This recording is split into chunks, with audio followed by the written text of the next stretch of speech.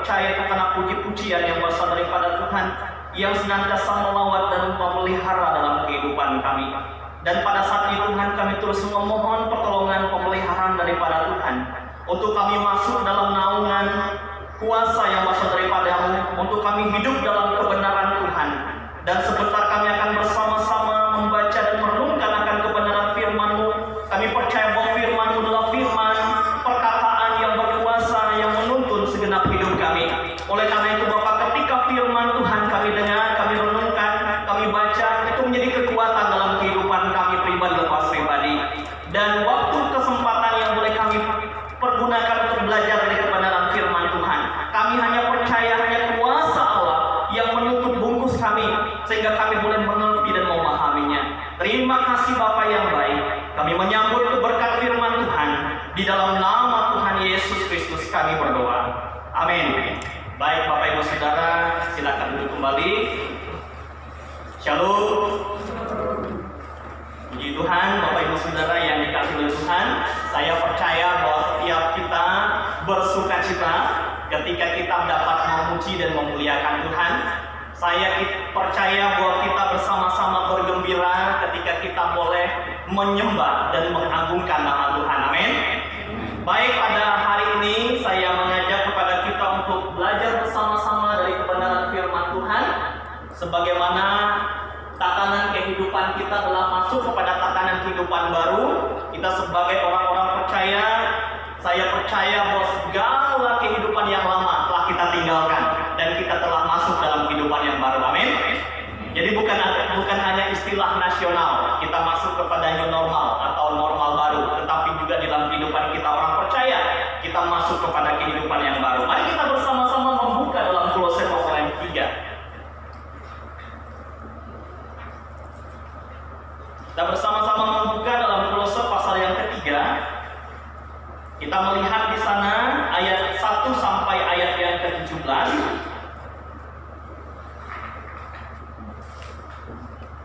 Kolose pasal 3 ayat 1 sampai ayat yang ke-17. Saya akan membacakan kebenaran firman Tuhan ini untuk kita sekalian. Saya membaca ayat 1 sampai ayat yang ke-4 dan nanti akan dilanjutkan ayat 15 sampai ayat yang ke-16. Kolose pasal 3 ayat pertama firman Tuhan berbunyi, "Karena itu, kalau kamu dibangkitkan bersama dengan Kristus, carilah perkara yang di atas, di mana Kristus ada, duduk di sebelah kanan Allah. Pikirkanlah perkara yang di atas, bukan yang di bumi. Sebab kamu telah mati dan hidupmu tersembunyi bersama dengan Kristus di dalam Allah. Apabila Kristus yang adalah hidup kita menyatakan diri kelak, kamu pun akan menyatakan diri bersama dengan Dia dalam kemuliaan." Ayat 15 dan ayat yang ke-16. "Hendaklah damai sejahtera Kristus memerintah dalam hatimu, karena untuk itulah kamu telah dipanggil menjadi satu tubuh, dan bersyukurlah. Hendaklah perkataan Kristus diam dengan segala kekayaannya di antara kamu, sehingga kamu dengan segala hikmat mengajar dan menegur seorang akan yang lain, dan sambil menyanyikan mazmur dan puji-pujian dan nyanyian rohani, kamu mengucap syukur kepada Allah di dalam hatimu." Demikian jauh pembacaan firman Tuhan yang tentunya hari ini menjadi perenungan kita bersama-sama. Bapak Ibu Saudara yang dikasihi oleh Tuhan, tentu banyak sekali peristiwa yang terjadi di dalam kehidupan kita ketika kita memasuki kehidupan yang baru. Tentunya dalam kehidupan yang baru dapat kita gambarkan saat kita ketika kita menerima Tuhan Yesus sebagai Tuhan dan Juru Selamat dalam hidup kita. Peristiwa-peristiwa yang terjadi dalam kehidupan kita tentunya peristiwa-peristiwa kehidupan. Ketika kita melakukan kehidupan yang lama kemudian masuk kepada kehidupan yang baru atau tatanan hidup yang baru, maka ada satu hal yang baru yang harus kita hadapi sebagai orang-orang percaya. Dan ketika kita memasuki kehidupan yang baru, maka kita berawal dari pertobatan. Pertobatan maka melanjutkan kepada kita menerima Kristus sebagai Tuhan dan Juru Selamat dalam hidup kita. Ketika kita menerima Tuhan Yesus Kristus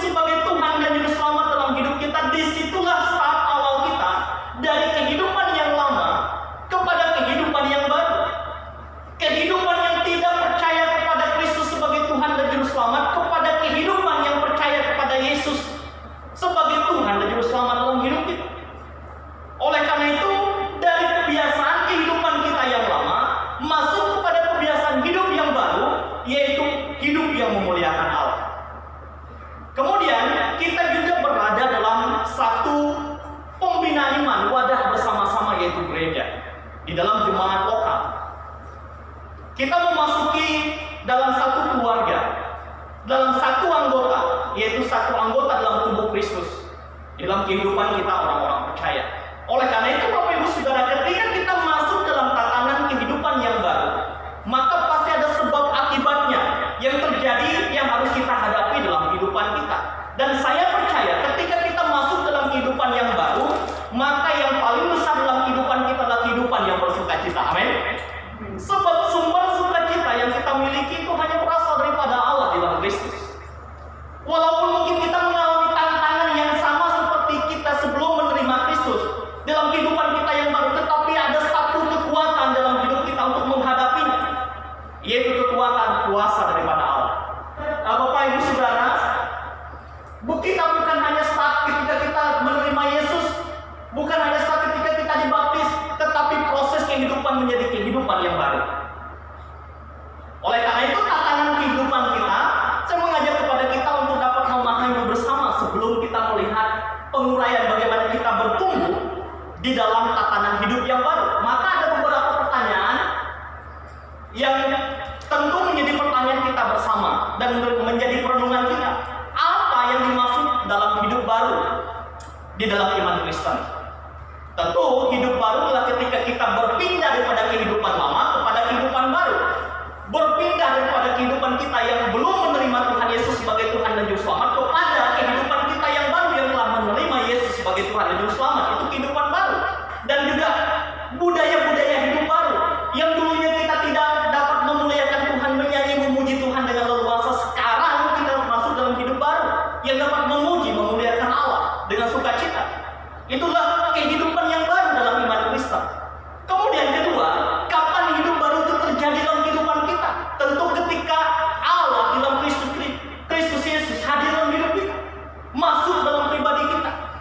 Dan ketika kita menerima Kristus, kita dimandikan di dalam nama Allah Bapa, Anak dan Roh Kudus. Ketika kita dibaptis, maka penting sekali baptisan itu terjadi dalam kehidupan orang percaya. Itu merupakan stempel pengesahan kita sebagai anak Allah. Nah, Bapak Ibu Saudara yang dikasihi dalam Tuhan, kapan hidup baru itu terjadi dalam kehidupan kita? Ketika Yesus dan Roh Kudus tinggal dalam hidup kita. Dan ketika kita pindah daripada kehidupan lama kepada kehidupan baru, Yesus mengubah hidup kita, mengubah cara pandang kita. Dengan pembaharuan daripada Allah, maka kita memiliki kekuatan untuk kita hidup dalam kehendak dan rancangan daripada Tuhan. Kemudian, pertanyaan bagi kita, mengapa kita harus, kata harus ya, mengapa kita harus mengalami hidup dalam Kristus?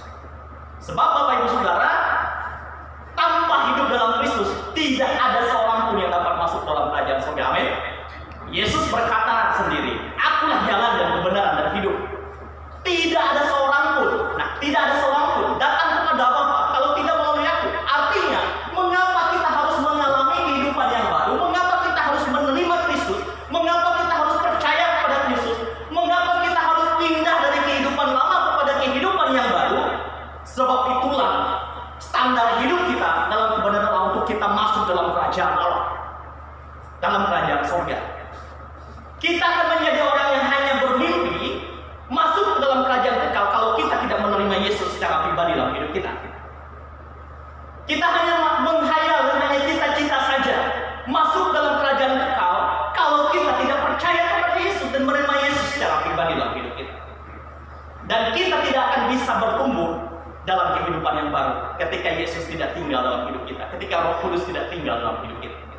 Oleh karena itu, Bapak Ibu Saudara, di hari ini saya mengajak kepada kita bagaimana tatanan hidup baru itu dapat bertumbuh di dalam kehidupan Kristen atau di dalam kehidupan kita orang-orang percaya. Dan inilah yang menjadi petunjuk-petunjuk bagi kita bersama dari kebenaran firman Tuhan yang kita baca di hari ini. Maka pertama, beberapa petunjuk agar kita ini dapat bertumbuh dalam tatanan hidup yang baru. Tentunya hidup baru yang di dalam iman kita, orang-orang percaya. Yang pertama, kita harus mengalami perubahan pola pikir. Mengalami perubahan pola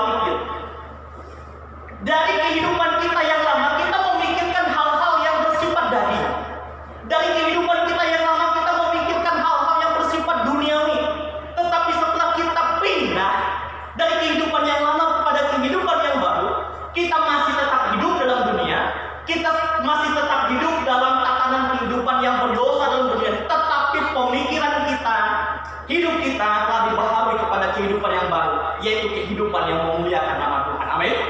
Itulah hidup kita bersama-sama. Itulah keadaan kita bersama-sama sebagai orang percaya. Oleh karena itu, pola kehidupan kita adalah mengalami pola perubahan secara pemikiran. Perubahan secara pemikiran tentu ada dasarnya melalui firman Tuhan yang kita baca. Kita lihat di ayat yang pertama. Karena itu, kalau kamu dibangkitkan bersama dengan Kristus. Kata dibangkitkan, Bapak Ibu Saudara.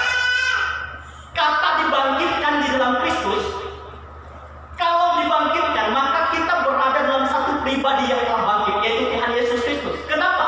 Ada dasarnya di sana, ada prinsipnya di sana, yaitu Yesus telah mati bagi kita. Yesus telah menebus dosa kita. Kalau Yesus telah mati bagi kita, atau Allah itu sendiri dalam Yesus telah mati bagi kita, mengubah hidup kita menjadi kehidupan yang baru, mengampuni segala dosa dan pelanggaran kita, menebus hidup kita, maka kita hidup dalam keteladanan Kristus. Kehidupan yang baru adalah kehidupan hidup atau berada dalam keteladanan Kristus. Apa keteladanan Kristus? Nanti akan kita pelajari dari ayat-ayat yang selanjutnya, sebagaimana kehidupan manusia yang sudah baru. Kemudian, selain kita tahu dasarnya, berpikir tentang dasarnya, berubah tentang dasar kita beriman, kita percaya, kita juga memahami prinsipnya, yaitu bahwa Yesus telah mati bagi kita, Yesus telah menebus hidup kita, dan kita harus hidup dalam keteladanan daripada Kristus, sebagaimana Dia hidup. Kita juga harus tahu caranya. Apa caranya? Kita lihat ayat yang kedua. Caranya adalah pikirkanlah perkara yang di atas, bukan yang di bumi. Nah, ini menarik Bapak Ibu Saudara. Kita masih hidup dalam tatanan dunia ini. Sebagaimana dunia ini adalah di mana arena yang sering kali tidak memuliakan Tuhan. Kata dunia itu dapat diartikan kepada suatu arena atau ruang yang tidak memuliakan Allah dalam keberdosaan. Ketika kita masih dalam dunia ini, firman Tuhan katakan, pikirlah perkara yang di atas, bukan perkara apa yang dimaksud perkara yang di atas, bukanlah sesuatu yang dapat kita lihat, tetapi perkara yang di atas adalah berkenaan dengan pemikiran-pemikiran yang rohani, yaitu memikirkan tentang kerajaan Allah. Ketika kita masih hidup dalam tatanan dunia ini, walaupun kita masih dalam suatu pergumulan, pergejolakan dalam hidup kita, tetapi pikiran kita, firman Tuhan mengajar kepada kita memikirkan apa yang Tuhan mau dalam hidup kita, apa yang Tuhan kehendaki dalam hidup kita. Di dalam tugas tanggung jawab yang Tuhan percayakan dalam hidup kita di dalam dunia ini, kita mengerjakannya dengan dasar kita memuliakan Allah. Maka melakukan segala sesuatu dasarnya itu bukan kita untuk menyenangkan diri kita, menyenangkan manusia, tetapi untuk menyenangkan Tuhan, untuk memuliakan Tuhan. Itu dasar daripada kehidupan kita. Jadi dimanapun kita berada, apapun aktivitas kehidupan kita, apapun usaha pekerjaan kita, dimanapun kedudukan kita di dalam dunia ini, untuk memuji memuliakan Tuhan. Amin. Itu tujuan kita. Kalau kita masuk dalam ranah berkeluarga, masuk dalam bahtera rumah tangga atau kehidupan rumah tangga, maka rumah tangga yang memuliakan Tuhan, menjadi seorang suami yang memuliakan Tuhan, menjadi seorang istri yang memuliakan Tuhan, memenuhi panggilan Allah. Kalau kita sedang bekerja berusaha, maka kita bekerja berusaha memuliakan Tuhan. Orientasi hidup kita adalah memuliakan Allah melalui apa yang kita bisa. Maka orientasi kehidupan kita sebagai orang percaya ketika kita melayani Tuhan merupakan ungkapan syukur.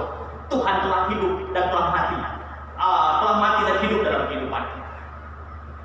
Itu dasar daripada kehidupan kita bersama-sama. Oleh karena itu, Bapak Ibu Saudara, kalau kita mau mengalami pertumbuhan dalam tatanan hidup baru, yang pertama kita tahu dasarnya, berpikir, pola pikir kita berubah, tahu dasarnya, tahu prinsipnya, kemudian tahu caranya, yaitu memikirkan apa yang Tuhan mau dalam hidup kita.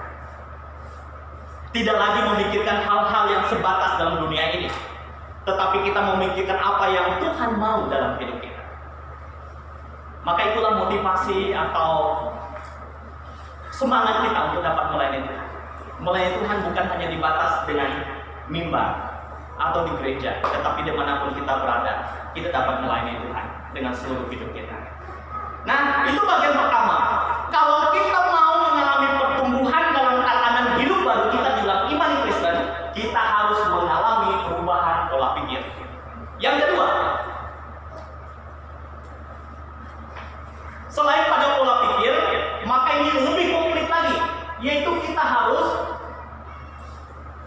mengalami perubahan pola hidup. Nah, ini yang penting sekali untuk kita perhatikan. Sekali lagi, ketika kita telah pindah daripada kehidupan lama kepada kehidupan yang baru, maka ada tatanan hidup baru yang harus kita jalankan dan tatanan kehidupan yang harus kita tinggalkan. Supaya apa? Kita dapat bertumbuh, dapat leluasa dalam hidup yang baru. Selain kita mengalami perubahan cara berpikir, paradigma kita yang sudah diubahkan oleh Allah dalam hidup kita, maka kita harus masuk dalam satu pola kehidupan yang baru. Maka ayat yang kita baca di hari ini keseluruhannya, kalau kita melihat di sana di ayat 5 sampai ayat ke-7, kita dapat melihat apa yang harus kita lakukan di dalam kehidupan kita supaya kita dapat bertumbuh dalam tatanan hidup baru. Kalau kita mengalami perubahan hidup, maka firman Tuhan mengajar kepada kita supaya kita mematikan keinginan daging. Nah, perhatikan bersama di ayat yang ke-5 dari pasal ketiga. Karena itu matikanlah dalam dirimu segala sesuatu yang duniawi, yaitu percabulan, kenajisan, hawa nafsu, nafsu jahat, dan juga keserakahan yang sama dengan penyembahan berhala. Nah, di situ ada penekanan tentang penyembahan berhala. Bapak Ibu Saudara, ketika kita pindah dalam kehidupan lama kepada kehidupan baru, kehidupan lama kita sering berpusat kepada berhala, keyakinan iman yang dipercayakan oleh dunia, kepada kehidupan yang menyerahkan totalitas hidup kita kepada Allah, melepaskan segala iman kita atau kepercayaan kita, keyakinan kita yang lama, yang tidak memuliakan Tuhan, yang membuat murka kepada Allah, kepada kehidupan yang memuliakan Allah, yang menyenangkan hati Allah, yaitu ada disebut di sana penyembahan berhala. Penyembahan berhala tidak dibatas kepada menyembah kepada patung, menyembah kepada batu besar, menyembah kepada pohon, tetapi penyembahan berhala dapat diartikan juga berhala itu kepada aktivitas atau cara hidup kita yang menduakan Tuhan, yang menduakan Tuhan. Mungkin sesuatu pekerjaan kita dapat juga jadi berhala. Apa yang ada pada hidup kita atau diri kita juga dapat menjadi berhala kalau itu melebihi penghormatan kita, lebih daripada kita menghormati Tuhan. Oleh karena itu, Bapak Ibu Saudara, apa yang disamakan dengan berhala di bagian ini, yaitu percabulan. Percabulan itu berbicara hal-hal yang kotor yang terjadi dalam hidup kita. Kemudian kenajisan. Kenajisan juga berbicara apa yang ada dalam hidup kita yang keluar. Maka Tuhan Yesus berkata, apa yang menajiskan bukanlah yang dari luar masuk, tetapi yang dari dalam keluar. Kalau dalam kehidupan kita sehari-hari, maka dapat dikatakan sesuatu yang keluar dari diri kita itu yang menajiskan. Baik itu perkataan kita, tindakan kita, yang tentunya tidak memuliakan Allah. Itulah kenajisan. Kemudian hawa nafsu. Hawa nafsu ini sesuatu yang tidak dapat kita kontrol, yang tidak memuliakan Tuhan, yang berlebihan. Kemudian nafsu jahat, keserakahan, merasa tidak puas, sebab itulah sifat manusia berdosa. Merasa tidak puas, pengen lagi, dan juga lebih. Nah, Bapak Ibu Saudara, itu bagian pertama. Dan semuanya itu ketika kita mau bertumbuh dalam pola kehidupan yang baru, maka firman Tuhan katakan harus kita matikan keinginan daging. Itulah keinginan daging. Kemudian yang kedua, mengalami perubahan. Selain untuk kita mengalami perubahan, pertama harus kita mematikan keinginan daging. Kemudian yang kedua, membuang sifat dunia. Nah, sifat-sifat dunia yang dimaksud adalah, kalau kita melihat ayat ke-8, ayat 8 dan 9 dari ayat 8 yang sangat jelas, yaitu marah, geram, kejahatan, fitnah, kata-kata kotor yang keluar dari mulut kita atau mulut setiap kita yang tidak menggunakan Tuhan. Nah, itulah yang harusnya kita buang, bukan hanya dimatikan, tetapi harus dibuang. Oleh karena itu, Bapak Ibu Saudara yang terkasih dalam Tuhan, inilah yang menjadi tatanan kehidupan kita ketika kita masuk dalam kehidupan yang baru. Kemudian yang terakhir, yang ketiga, selain kita mematikan keinginan daging, kita juga membuang sifat-sifat dunia. Kemudian juga kita harus mengenakan sifat surgawi. Ini yang sangat penting dalam hidup kita. Tidak cukup kita hanya mematikan kehidupan yang lama, keinginan daging, dan juga kehidupan yang tidak memuliakan nama Tuhan atau sifat duniawi, kita harus mengenakan sifat surgawi, sifat kerajaan Allah. Apa yang ada di sana? Kalau kita dapat melihat secara keseluruhan, di sana ada ayat yang ke 10 sampai ayat 17, tetapi saya meringkas di sana beberapa catatan. Kenakan belas kasihan, kemurahan, kerendahan hati, kelemah lembutan, dan kesabaran. Sabarlah kamu seorang terhadap yang lain, dan ampunilah seorang akan yang lain. Apabila yang seorang menaruh dendam terhadap yang lain, sama seperti Tuhan telah mengampuni kamu, kamu berbuat juga demikian. Jadi Bapak Ibu Saudara, sebetulnya kehidupan kita dalam tatanan hidup baru itu sederhana dan simpel. Tetapi yang sering membuat tidak sederhana, membuat menjadi sebuah hal yang rumit, kita tidak siap meninggalkan kehidupan daging kita. Kita tidak siap membuang sifat dunia kita. Kita juga tidak siap mengenakan sifat rohani dalam hidup kita. Itu yang sering mengganggu dalam hidup kita, baik secara pribadi maupun dalam hubungan rumah tangga, dalam keluarga, dan bahkan juga hubungan dalam jemaat. Tetapi jika kita memahami dasar-dasar ini, saya percaya bahwa setiap kita adalah orang-orang yang bertumbuh. Saya percaya bahwa kita adalah orang-orang yang betul hidup dalam tatanan hidup yang baru, betul-betul menjadi Kristen, menjadi pengikut Kristus, sebab kita memiliki dasar yang luar biasa. Sebab di sini dikatakan tidak ada pembedaan satu dengan lain ketika kita sudah diikat dalam satu kasih. Kalau kita melihat di sana di ayat yang ke-11.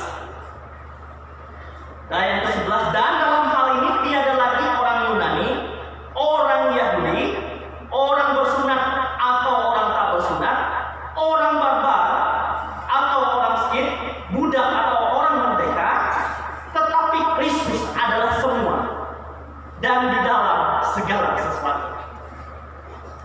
Kalau kita sudah hidup dalam kehidupan yang baru atau tatanan kehidupan yang baru, maka kasih Kristuslah yang mempersatukan dalam kehidupan kita.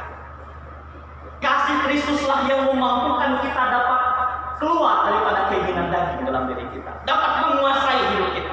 Walaupun kita masih hidup dalam dunia yang berdosa, yang selalu membawa kita kepada keinginan daging ini, yang selalu membawa kepada sifat dunia, yang membuat kita jauh daripada sifat surgawi. Tetapi dengan kasih Kristus, kuasa Allah dalam hidup kita, itulah yang memampukan hidup kita.